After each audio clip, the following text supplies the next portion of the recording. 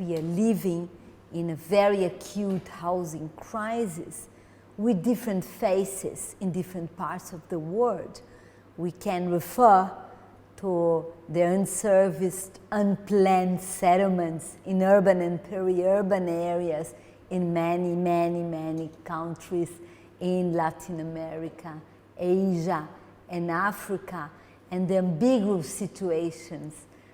in terms of tenure that the people who live there can face, and what kind of exposure that brings to those people in terms of being evicted, forcibly evicted, not respected in their human rights, but not only that, also discriminated against on the basis of tenure. We can, of course, affirm that home ownership for some groups, for some types of people, for some types of humanity is useful, is secure, can be adequate, and so on. But we can also see that for the very vulnerable,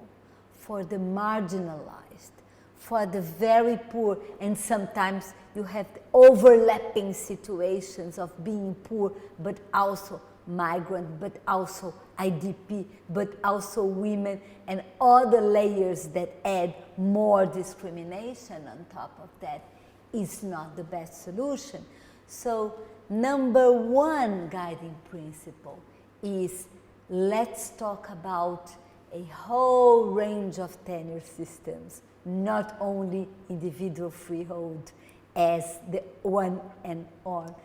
one-size-fits-all solution. So we are talking about different forms of rent that can at the same time protect the tenants, but also protect the interests of landowners, balanced contracts and regulatory systems. We can talk about collective ownership, different types of collective ownership, like community land trusts or cooperative housing.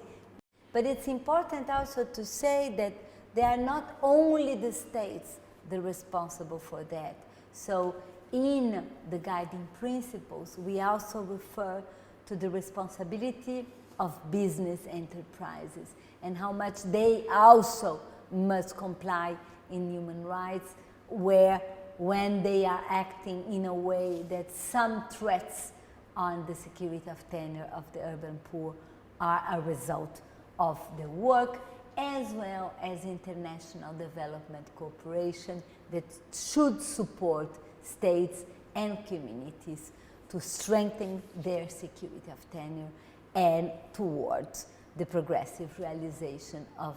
the adequate housing.